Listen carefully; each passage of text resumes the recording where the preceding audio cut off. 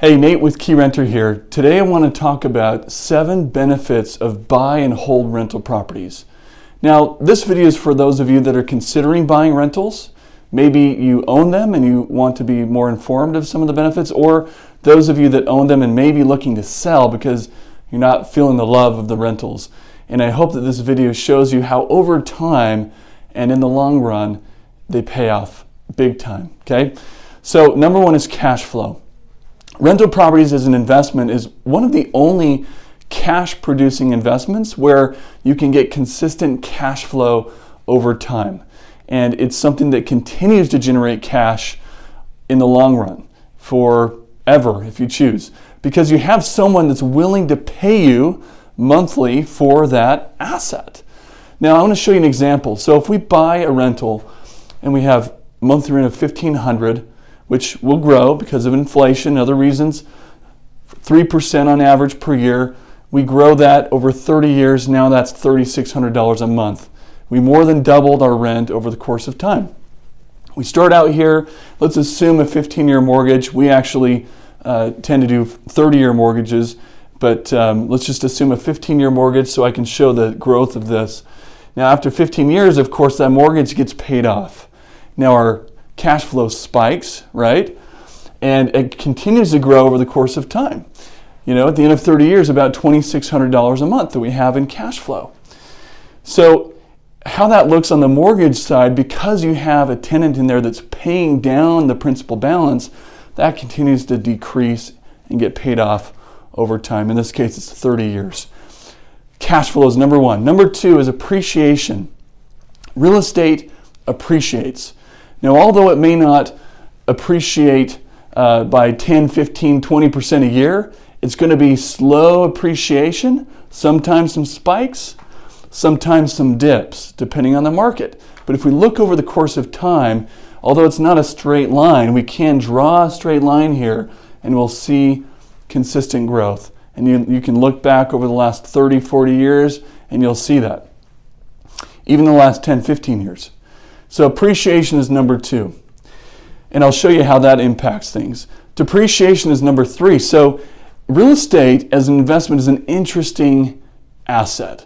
Not only does it appreciate and grow, but on your taxes, now I'm not an accountant, please talk to your accountant, your accounting professional about this, how it impacts you specifically, but it also depreciates in value on paper. And I'll show you that. So this is our line of appreciation I showed you earlier, where we're appreciating this asset.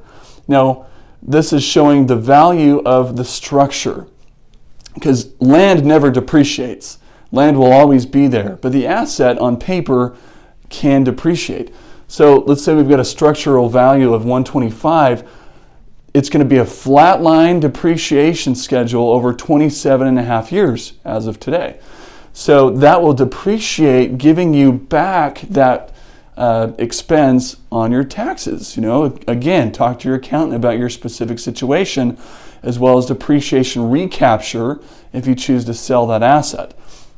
So depreciation can be a big part of that on the back end of your taxes. Leverage is number 4.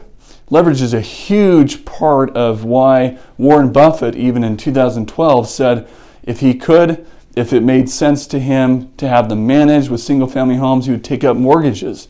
Now, why is that? Well, if we buy a property for $200,000, we have a $200,000 asset that we're only putting down $50,000 for if we put down 25%, okay?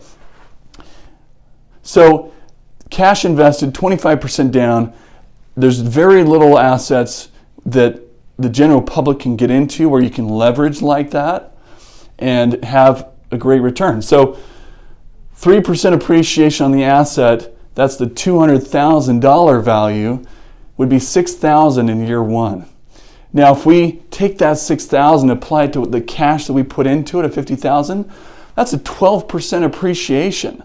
12% just on the cash that we invested in that asset. A lot of people look at appreciation on an asset and say, you know, it's only 3%, that's not very much. Well, how much did you put into it? How much cash are you getting back? So 12%. Plus, you add in the return from cash flow, from principal pay down, equity growth, depreciation, all those other things. Number 5 is write-offs. Because you have a rental property, technically it is considered a business. That's how it would be classified on your taxes. Again, talk to your accountant about that. You can write off travel. If you have a real estate investment out of state, you can go visit, and that can be a write-off. Management fees, repairs, utilities, accounting fees, insurance, HOA fees. I'm telling you to talk to your accountant. Hope you're writing that off as you have your investment property. There's other operational expenses too that you can write off because of you owning this rental property. Number 6 is it's a tangible asset. Unlike the stock market and other paper-based assets that can sometimes feel like they're blowing away in the wind, like we experienced in 2008, 9, 10, which is more like dollars floating away, right? Some of you may have experienced that. A real estate investment, a rental property, is a tangible asset that will never go away. It's there, it is brick and mortar, it's something that will never decrease in value down to zero. It's something that you have that continues to produce cash. And number 7, related, is options. Rental investments and rental properties give you options. You can sell them, you can offer seller financing, you can exchange them for other properties, and if worse came to worse, you could live in it. And that's an asset, a home that you could live in if you had to. And that's why we love rental properties. These 7 reasons and these 7 benefits aren't all of the benefits, but I hope that this is helpful for you in your investment decision making. And thank you for watching this video. Feel free to contact us should you have any questions or if you're interested in buying rental properties.